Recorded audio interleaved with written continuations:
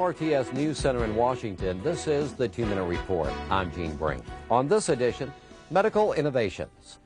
With 2 long poles and some tough fabric, you can make a stretcher. But would you really be happy with the performance of your stretcher? Could your stretcher, for example, provide your patient oxygen, anesthesia, and IV fluids, monitor vital signs, analyze and display medical data, and protect from the heat, the cold, and biological or chemical agents? No, your stretcher can't. To do all these things, you need an LSTAT.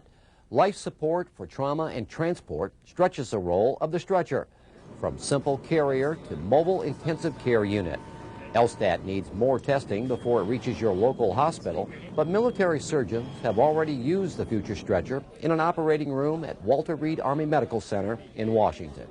It doesn't give you the entire range of functions that a typical operating table would, but it gave us everything else, basically all of the ability that you need to take care of the patient during the procedure. This had within itself, so we did not need the anesthesia machine, we didn't need a separate suction device, and nor a separate oxygen supply. The fast-moving Gulf War inspired LSTAT development.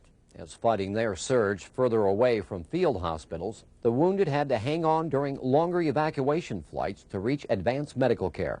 And one of the ideas then, after reviewing that experience that came out, was the need for an intensive care capability that would allow us to move those critical patients earlier from the battlefield.